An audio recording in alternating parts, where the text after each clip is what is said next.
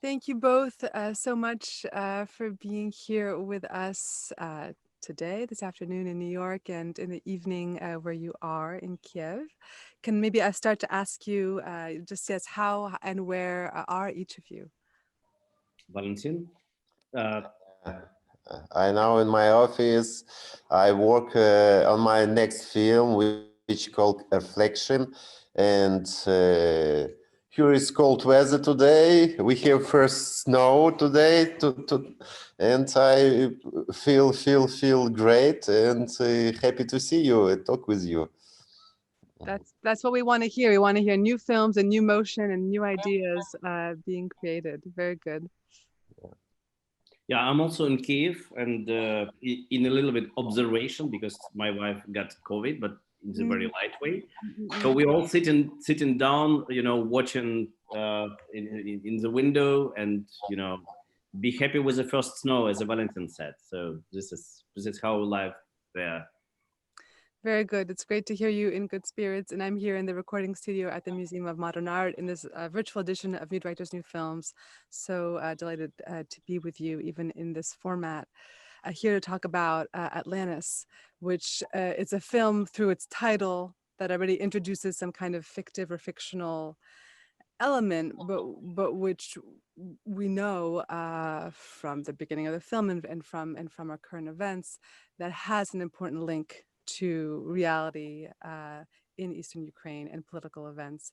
So I thought maybe to start, just to ask about this very fundamental question, to introduce a fictive space and a narrative strategy as the one to take on this subject matter.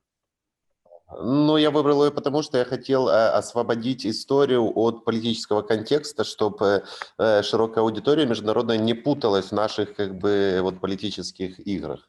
Okay. Mm-hmm.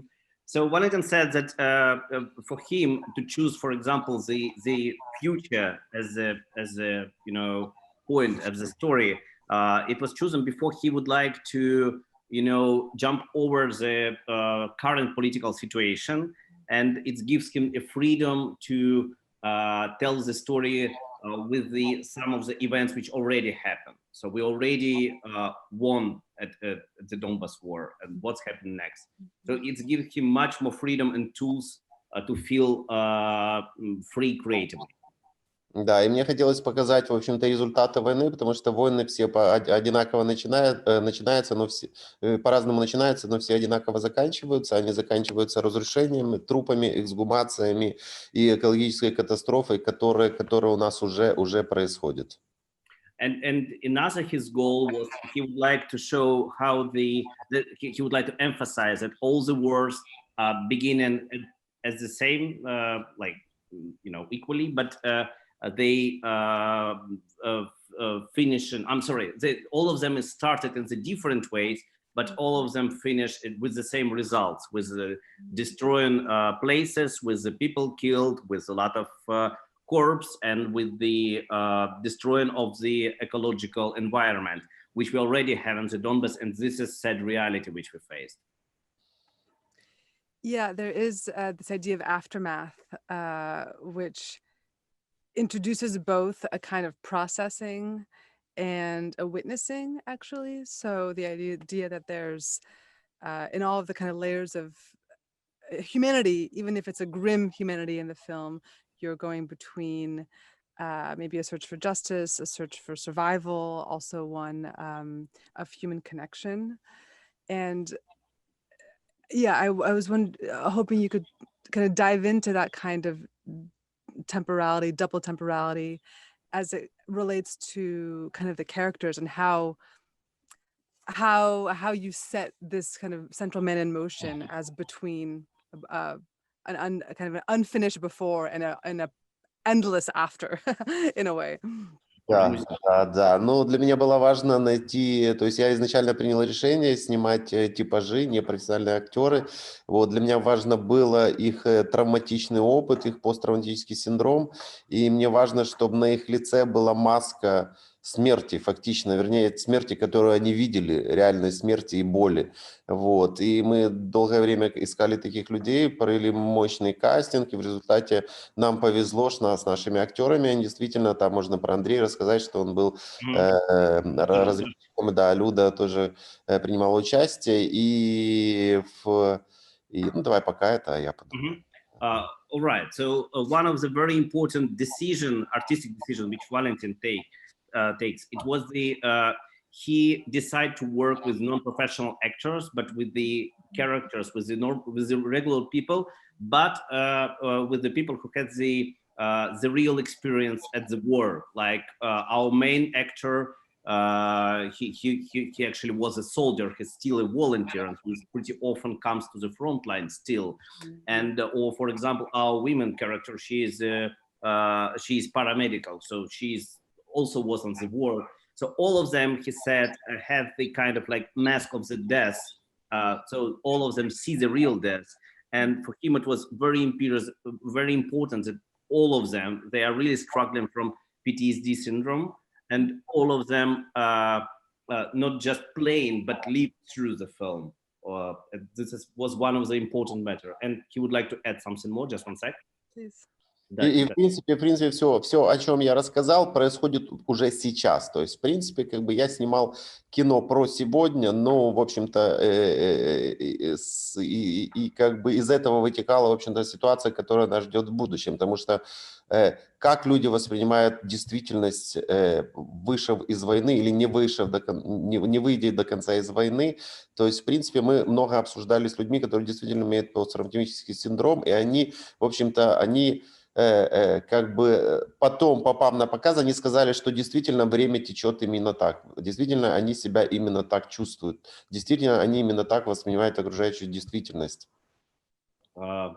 All right, it was a long speech, but I tried to make it short. So he said that despite this, the fact that in the film, all the events happen in the future, the ecological catastrophe is happening already, and everything is happening already, and it's very slow. It's like a slow Chernobyl in the way. So it's not. I mean, it's huge disaster on the very rural region, but we will feel the results of it a little bit later, maybe in a couple of years. But it's already happened. And if we talk about the emotion between them, so he tried to work with them. That he emphasized all of these people, they are completely burned out with the war, and how on this background can the real feel is appearing. Вот, и поэтому мы снимали, привлекали, скажем, тот же черный тюльпан, тех же саперов. То есть, в принципе, это сейчас как бы все происходит. Черный тюльпан ищет и откапывает трупы. Саперы уже разминируют территорию. И масштабы нашей войны, трагедии, они позволяют нам прогнозировать и масштабировать это на будущее. То есть это будет происходить в ближайших 10-15 лет все. To be more settled, Valentyn used the real people beside of the main actors. Like, for example, this Black Tulip service, that real service which exists, which is trying to find the bodies of the soldiers from the both sides, and they are still working right now. Or, for example, miners, they're still working, and he prolonged it in the future in the way, because we realize that in any case we have to deal with this for many years. Yeah, the idea that there's a burnout or a ravaging that is both human and ecological, post-industrial, post-human perhaps, is really so strong. And it creates, to me, this unusual combination, which is one of a real, some kind of realism, some kind of naturalism, but also such a stylish and atmospheric film, which seems to suggest just a real intentionality in how it was that the scenes were staged, and the idea of having folks revisit their trauma, which is not actually an easy thing to ask someone to do. So all this to say, I would love to hear more about what the preparation of the film looked like, how you kind of got to a point where you could work with the actors and also with the places. You know, the whole thing to me feels in some ways like this field recording, this like channeling. How did you set that in motion? Да, да, ну, поскольку я сам снимаю свои фильмы, я оператор своих фильмов и сценарист, вот, в первую очередь, ну, во-первых, работу всегда начинает оператор внутри меня.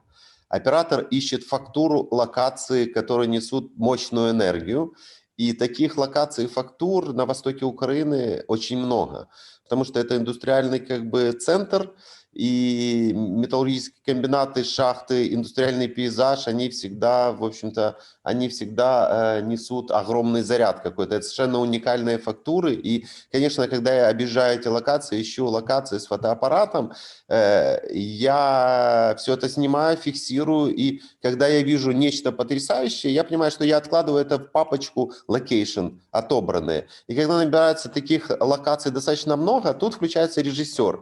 Режиссер смотрит на эти локации и думает, что нужно туда поместить каких-то людей, каких-то персонажей. И эти локации мне часто подсказывают, кого именно я туда должен поместить, и подсказывают решение мизансцены. И почему ты начал вообще эту историю? С чего она началась? Эта история началась, то есть это моя рефлексия на войну между Россией и Украиной. В 2017 году я написал сценарий, который рассказывал о реальных событиях 2017 года. Но когда я написал сценарий, я понял, что там очень много политического контекста, который будет неясен широкой аудитории. И со временем пришла идея, когда, опять же, я нашел много материала об экологической катастрофе, и этот материал меня потряс. Я понимаю, что мы эти территории уже потеряли. И в принципе, желание освободиться от политического контекста и экологическая катастрофа, я подумал, что же будет дальше, что же будет через несколько лет. Это меня подтолкнуло переписать сценарий и сделать из этой истории антиутопию. All right. So basically, Valentyn is a very happy man, because he is like everything in one in some points. So he is a scriptwriter, he's director, he's DOP, he's producer as well. And the good thing about it is that the main person in him, everything is started from him as a DOP, because location is the king for Valentyn, in the way that he was completely, how to say, shocked by the beautiful of locations of the eastern Donbass. He knows this region pretty well, and when he sees some locations, he just start to to think about it, and then he realized that how from these locations the story is starting to born. And for him is a DOP who start working, and then when he's when he can hear which kind of story locations tell him, the director is starting to work, and then he start to create this story. And how he actually gets this story, because he gets this idea in 2017, when the war is still goes, and he just, first of all, he wrote the script about the what's happened right now in 2017, and then he realized that it's make us too close to the real political situation, and a lot of details which is not that much important to this story. And then he started to collect the facts about this conflict in the more deepest way, and then he was completely shocked with the facts which opens to him this ecological catastrophe which is happening right now, because in 2 words, it's a lot of mines, it's very rural region, and a lot of very old mines in it. And most of the mines, it's on the territory which is not controlled right now, which is controlled by Russian troops. And on these old mines, they have to pump out the water all the time. But when they control this territory, they just don't do it. They just sell all the equipment for the metal. And and the waters start going up from these mines. And because this is not clean waters, it's which absorbs all of these things which was in these mines. And in the several years, when it merged the water horizons, which is not a lot in this region, the real tragedy will happen. And this something which we can't stop right now already. So he was thrilled by this fact, and he, in his mind, he is starting to pretend and what's happening if it's what will happen if it's already there, if it's already happened, what's happened with this huge region with a lot of people in it. And this is how he comes to idea that that's already happened. That's this sad future which we have to face in the several years. Yeah. Yes, the landscape and this kind of dual phenomenon of extraction and of contamination is, you know, sadly one of these things we can say is, you know, kind of stranger and sadder than fiction. And so it does make me think of actually the specter actually of genre film in the work. I mean, one that's kind of between a kind of dystopia and thinking of the zone, you know, kind of brings up, of course, some kind of cinematic references, but also ends up being a new kind of eco cinema. And you really, you know, Valentyn has really spoken thus far about how to basically be a witness for this built environment. I just wonder what you think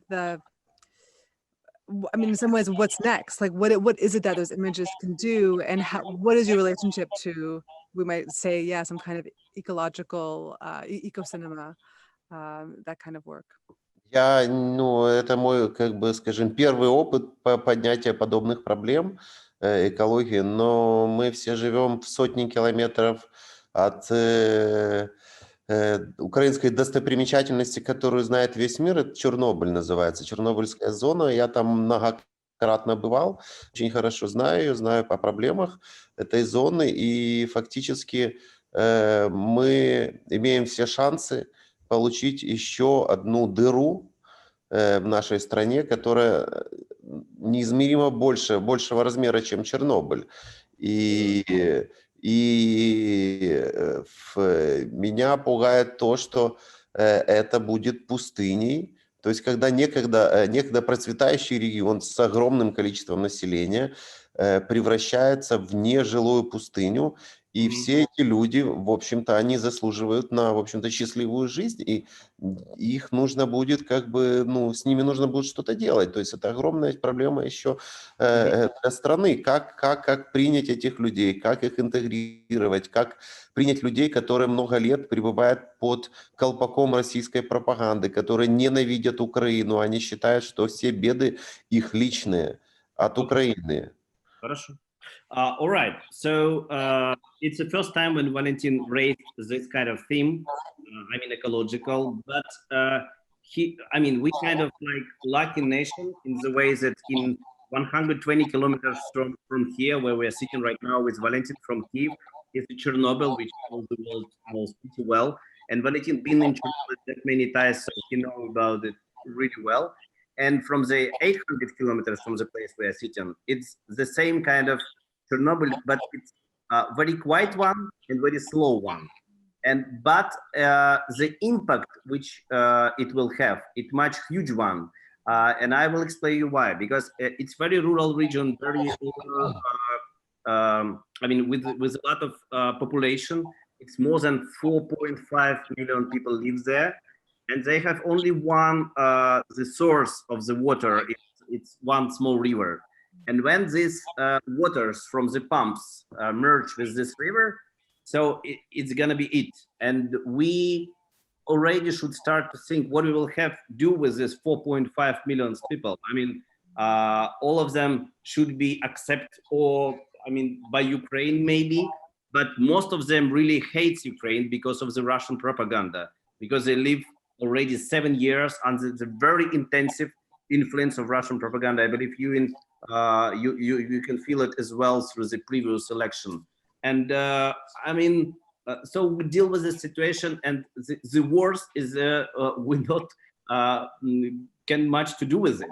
I mean, we can just be a witnesses without any possibility to change it. And this is also, he also would like to raise this question because it's gonna be not only the Ukrainian problem, but it's a problem at least for the whole of Europe, because we have to do something with the 4.5 million people which doesn't have any source for water. So it's a big question. But from the other side, he also the another important line. It's a line when people live in the world which is already after the age or beyond the age of catastrophe which happened.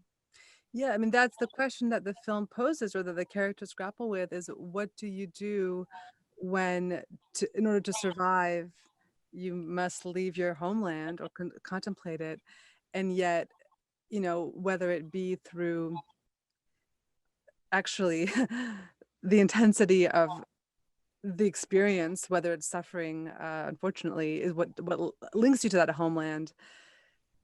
That link is stronger than the need to survive. I mean, that essentially, you know, is kind of the narrative and conceptual idea that's put forth. But I just transition in a moment, but I just wanted to state that to think of an ecological cinema, an urgency around ecology in all different kinds of film, a new kind of canon around ecology, I find is really important to think about. And that will stay with me from this conversation. Да я не знаю, но для меня самому как бы сложно было сформулировать, почему они там остаются. И, в общем-то, как бы изначально вот тема отношений не была развита в этом фильме. И когда я отснял большинство материала без линии отношений, я понял, что, в общем-то, как бы нет смысла им там оставаться, этим людям, и они должны оттуда уехать. Вот. Но когда я начал развивать линию отношений, я понял, что каждый человек, который...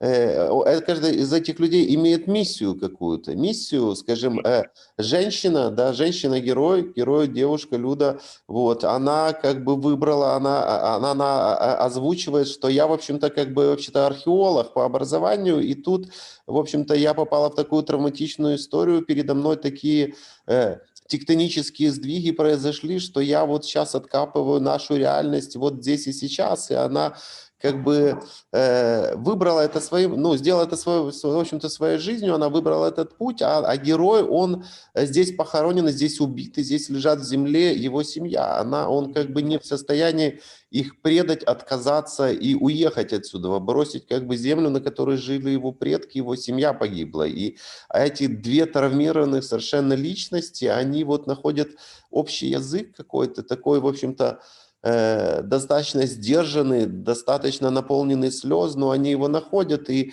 дают, в общем-то, шанс этой территории выжить. Появляется женщина, которая, во-первых, похоронит все трупы, выкопает все трупы и даст новую жизнь будущим поколениям. То есть она как бы структурирует эту территорию и дает надежду, что на этой земле возможна жизнь. То есть, ну, месседж очень простой, что любовь побеждает смерть, в общем-то.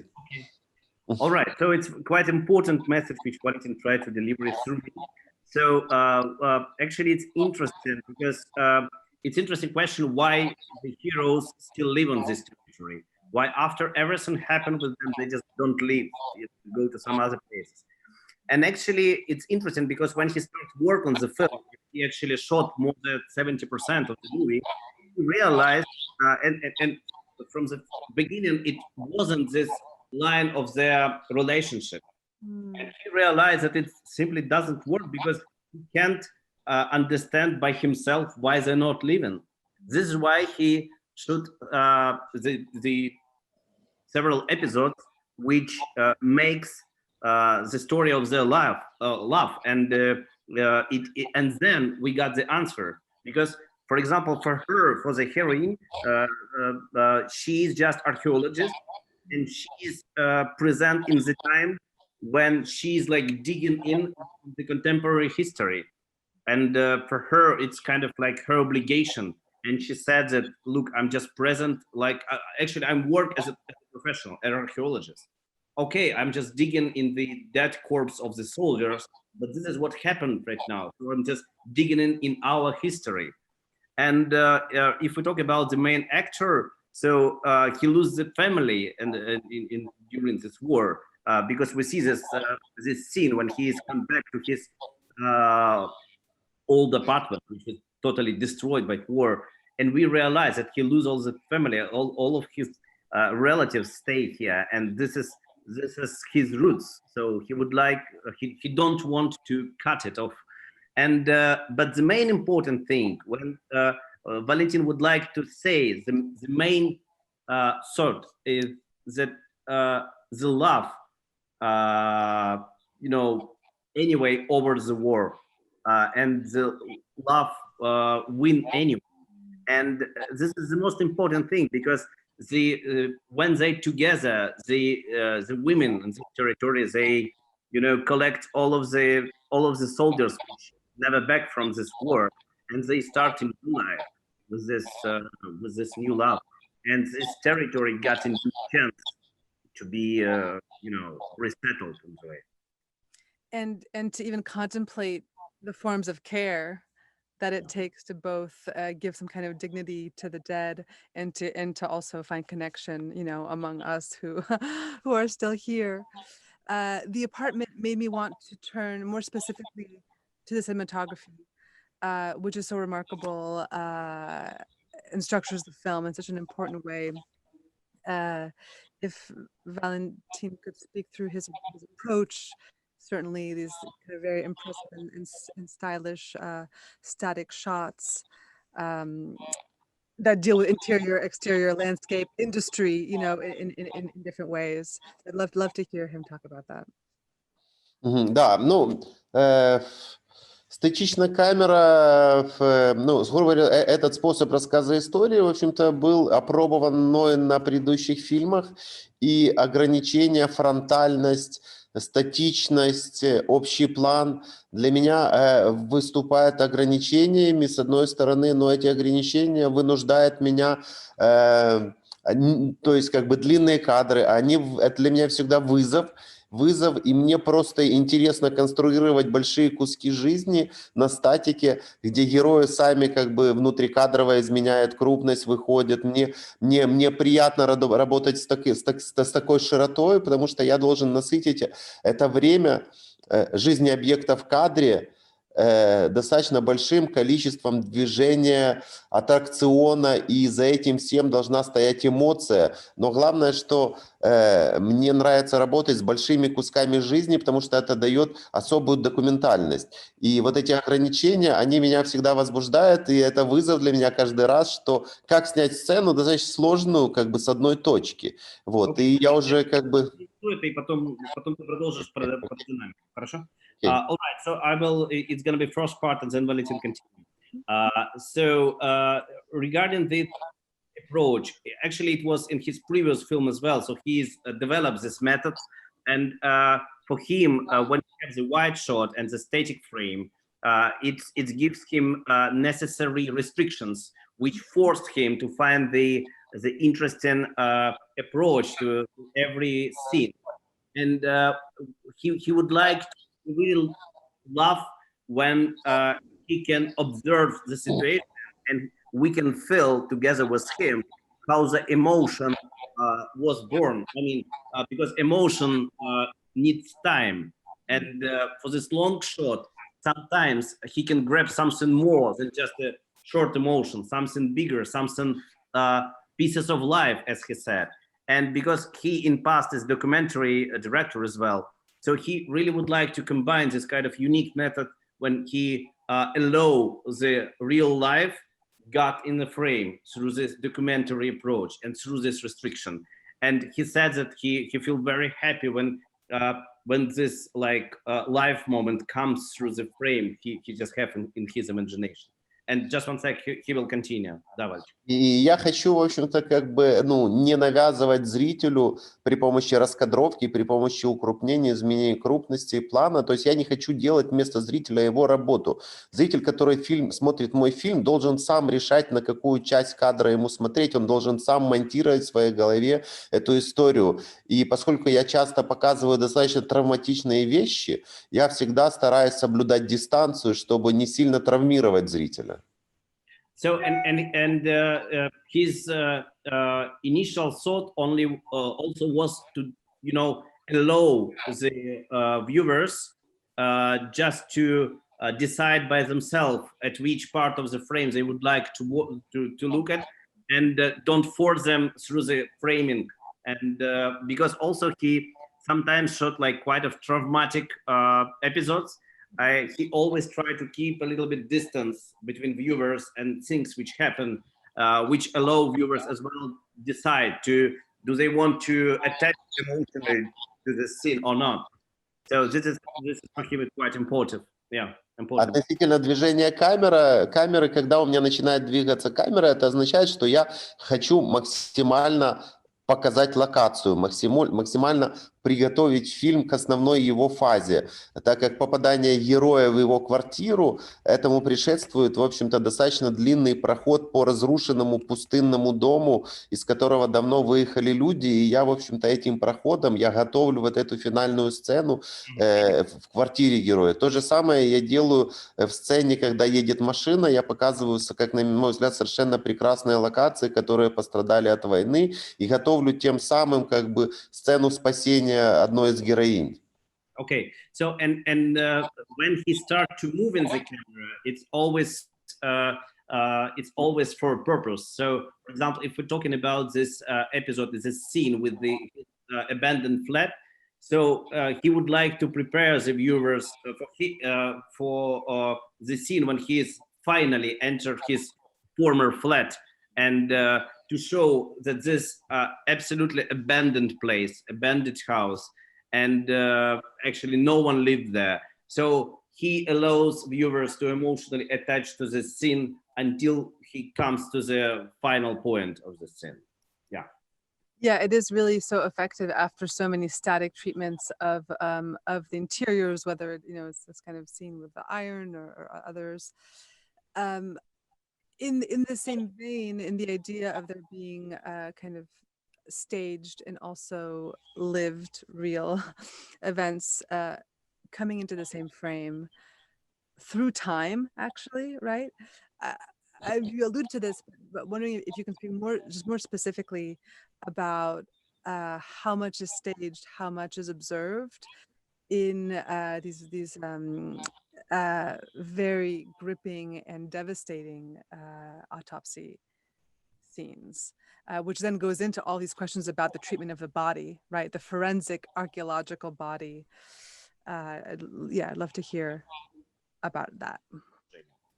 Я старался показать максимально реальную историю. У нас снимались профессиональные судмедэксперты, для которых то, что они играли, это есть их работа. Вот. Судмедэксперт вот в сцене вот осмотра одного трупа, да, достаточно подробного, это судмедэксперт, главный судмедэксперт города Днепр. Вот, а в Днепр во время горячей фазы конфликта привозили большинство раненых бойцов. Не всех довозили, многие из них умирали, и это его работа. То есть он как бы, то есть он был в этой ситуации совершенно огромное количество раз, и он попросил, когда мы обсуждали с ним эту сцену, он попросил: дайте мне тело, дайте труп, я просто сделаю это так, как я каждый день это делаю. Когда мы принесли, наши художники сделали тело по эскизам черного тюльпана. Черный тюльпан нам предоставил огромное количество материала, реальных фотографий, реального видео, и мы по этим, собственно, опираясь на эти материалы, сделали тело.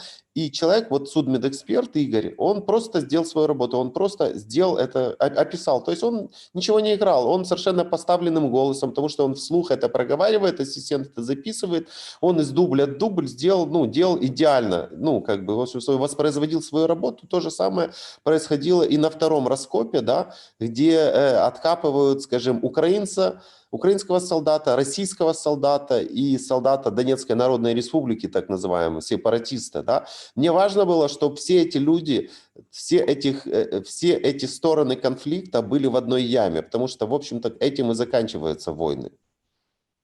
So he says that, for example, for this scene of autopsy, he worked with a real forensic scientist, which actually was in the war, and he just doing his job. So he's not playing. He's do regular stuff which he usually do.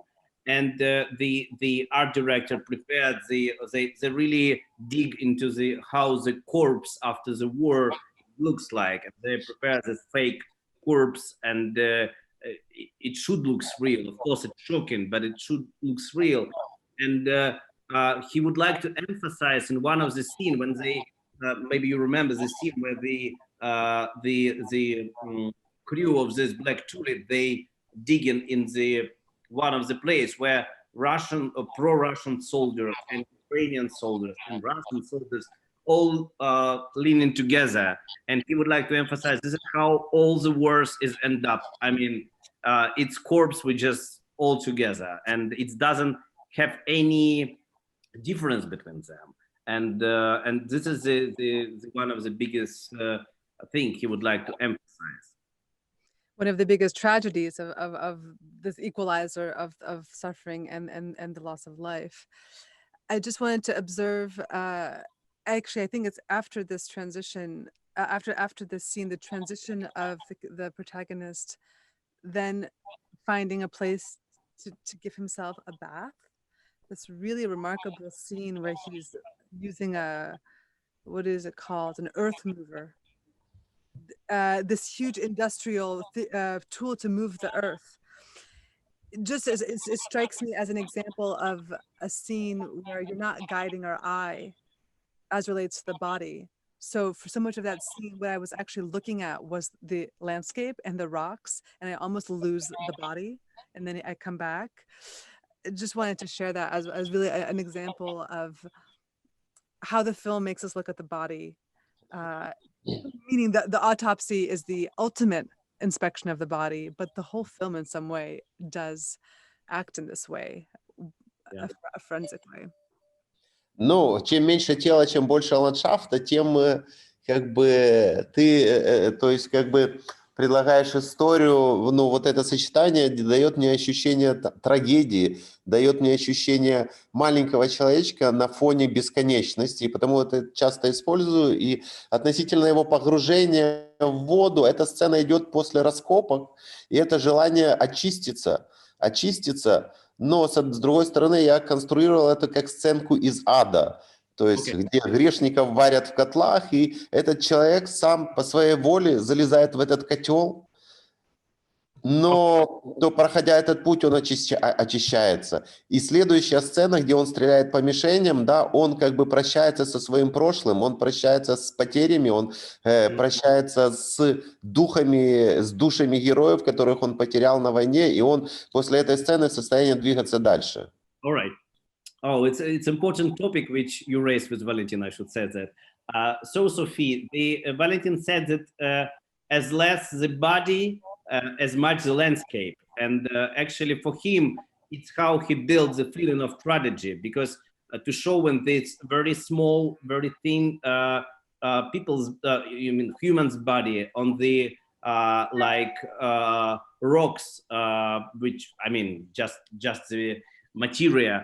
He emphasized how the fragile is the human life is. And for example, with this scene, for him, it was quite important to underline that he would like not only to clean up himself after the autopsy of these dead bodies, but also in some way he emphasized it's somehow like the symbol of the hell. You know, in hell, the sinners is treated in this way, but he is doing it to his own will, and which means that he would like he feel himself guilty for what happened with him before, and he would like to clean up his soul to have a possibility to move forward. This is why in the next scene, when you see he is shooting the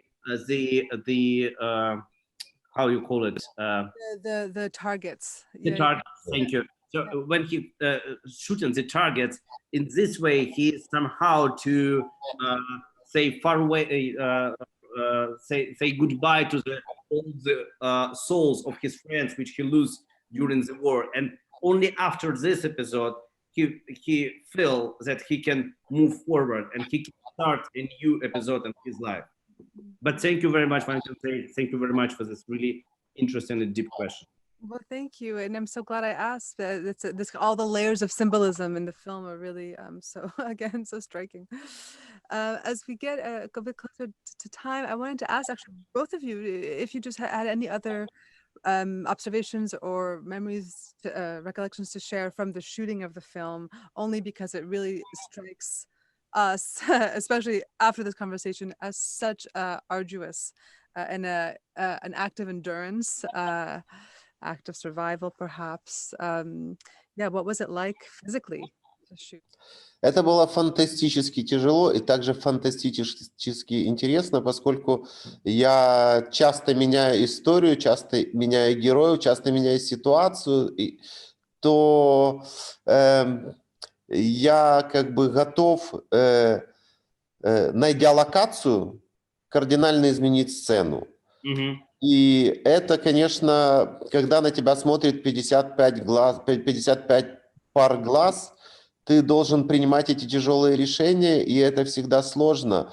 И долгое время мы провели в экспедиции, мы провели 3 месяца в экспедиции, мы проделали огромное количество работы, но самым страшным для меня было не это.